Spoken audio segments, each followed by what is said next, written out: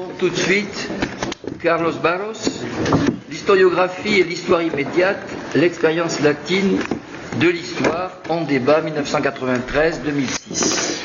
Vous avez 10 minutes, s'il vous plaît. 10 minutes, d'accord. Sinon, on ne s'en sort pas. Bon.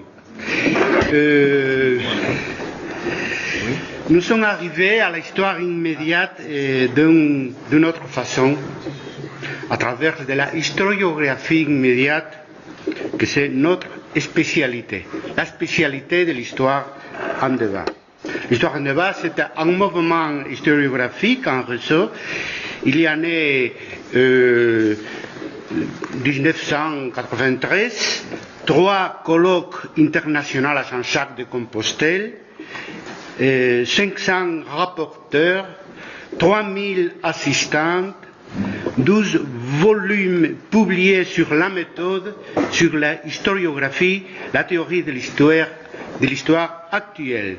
Après 1999, sur Internet, presque 3 millions de visites dans le site, en espagnol, en français, en anglais.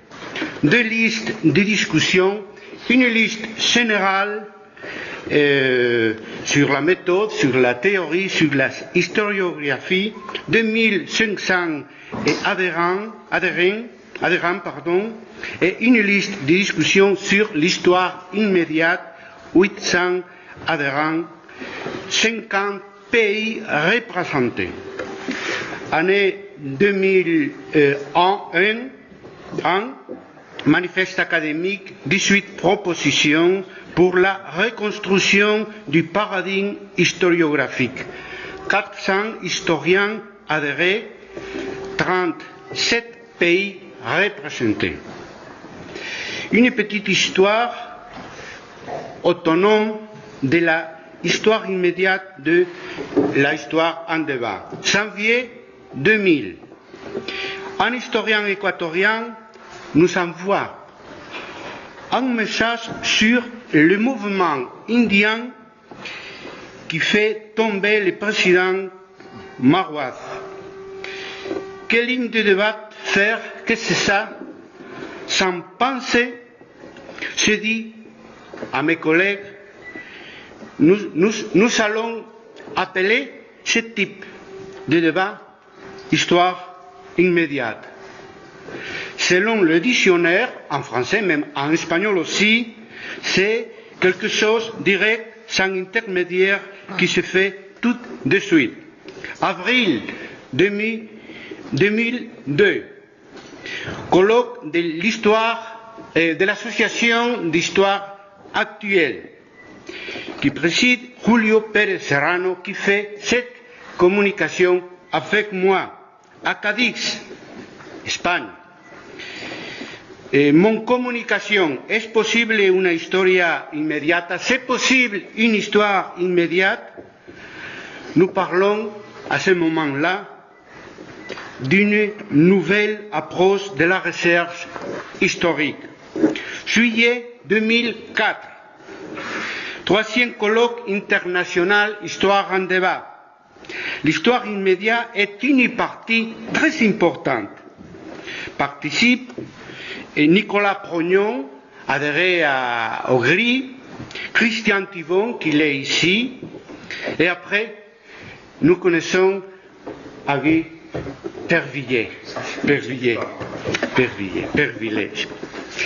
Enfin, cette colloque à Toulouse, c'est une grande opportunité pour internationaliser cette nouvelle histoire, que peut être le dénominateur commun d'un type d'histoire sur le présent actuel, vraiment contemporain, même d'intérêt en anglais. Si vous cherchez en Google Immediate History, vous allez trouver des informations en anglais sur l'histoire en débat, sur le groupe de Toulouse. Même il y a des collègues en Angleterre, aux États-Unis, intéressés pour ça. Pour cela, pour l'internationalisation de cette ligne de recherche, à nos avis, il y a trois conditions. D'après notre expérience, nous vivons les temps nouveaux de la mondialisation, de la bonne mondialisation dans ce cas. Alors les trois conditions pour nous, c'est 1. Échange égal entre historiographie nationale. Cherchez surtout d'alliances internationales pour ça. Pas plus d'ethnocentrisme, pas plus d'eurocentrisme. Ça ne marche pas aujourd'hui. 2. Plurilinguisme historiographique. Il n'existe pas aujourd'hui une seule lingua franca. Notre expérience, c'est faire toujours la traduction automatique à trois langues. Français, anglais, espagnol. Nous faisons ça dans les colloques internationaux, nous faisons ça dans le débat numérique sur Internet. 3. Travailler en réseau, privilégier l'usage d'Internet pour diffuser et pratiquer cette modalité de faire l'histoire caractéristique du XXIe siècle. Donc, nous faisons, Julio et moi, 4 propositions pour terminer, pour le débat sur les contenus de l'histoire immédiate. En bref, en premier terme, il faut changer le paradigme historiographique pour faire l'histoire immédiate. C'est notre opinion. Pour inclure le présent entre les sujets de la recherche historique. Le positivisme ne nous sert pas.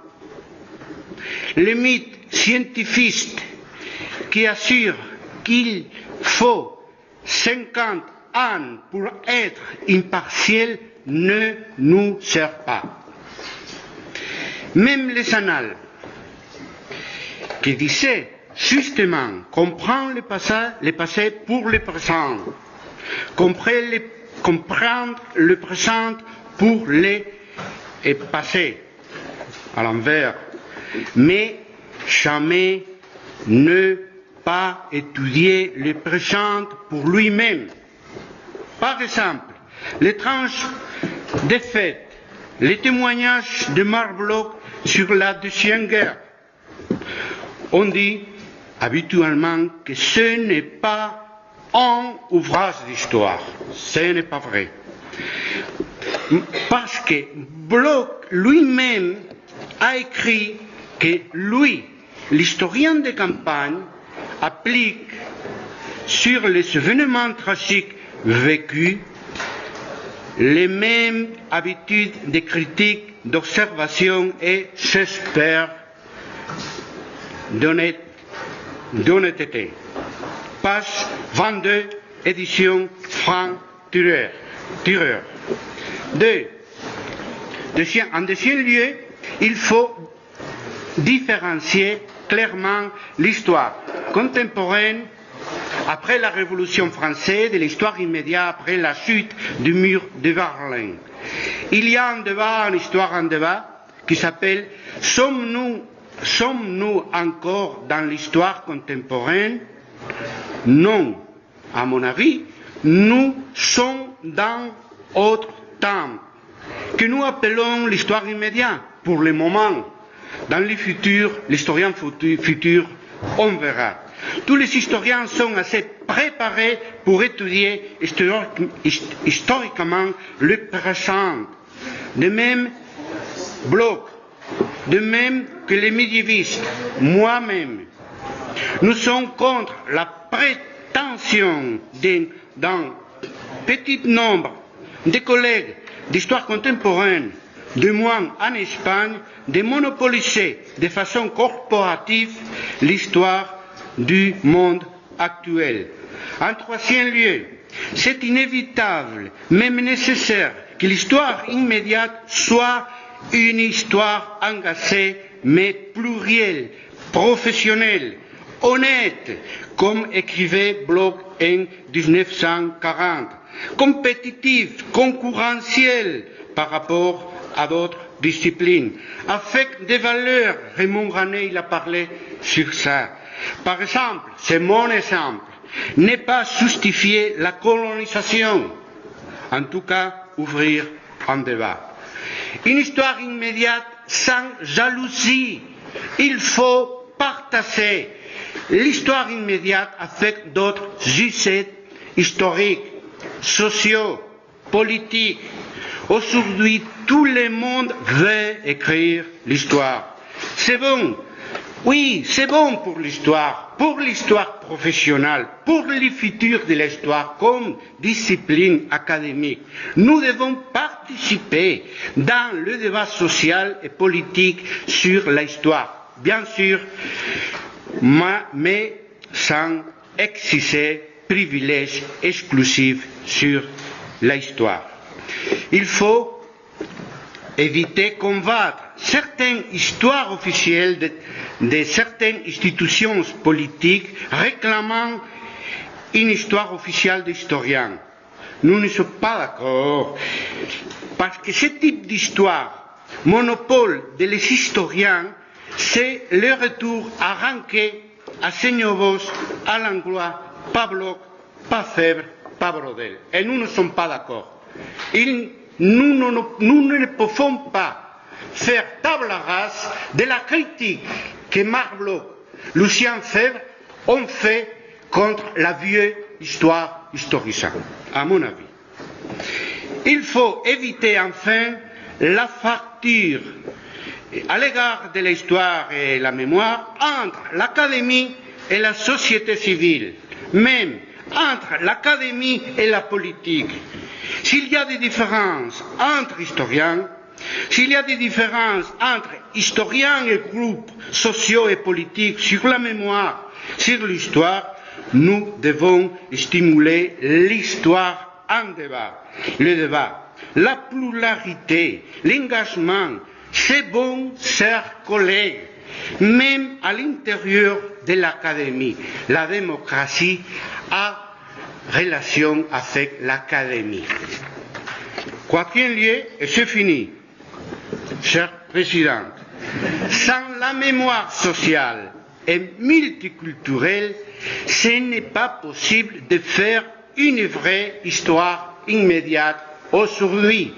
Bien entendu que nous parlons de la mémoire active des hommes, encore une fois, Marc Bloch, non pas de la mémoire passive, des monuments, des lieux de mémoire qu'il faut faire aussi, bien entendu. En effet, la mémoire est un devoir, mais aussi une nécessité pour l'historien qui fait histoire immédiate. Les acteurs sociaux sont les destinataires de nos travaux, même nos sources. La proposition, et c'est fini, vraiment, la proposition d'Histoire en débat et de l'Association d'histoire actuelle en Espagne, en France, je crois que la situation est un peu différente, c'est faire histoire immédiate, favorisant, participant dans la récupération de la mémoire histoire, même prenant l'initiative avant ou parallèlement de l'État.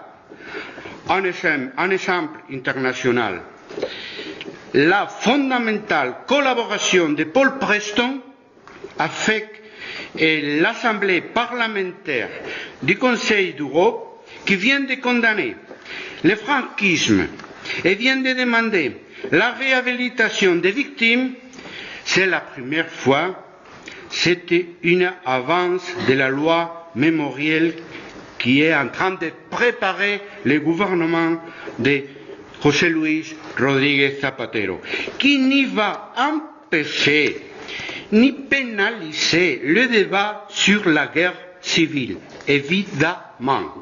Merci. C'est fini. Merci. Après cette vision parfaitement dynamique d'une histoire peu mondialisé malgré tout. Je passe la parole sans transition donc à Laura Loul, qui doit donc nous présenter également une expérience de l'histoire argentine. Oui. Argentine.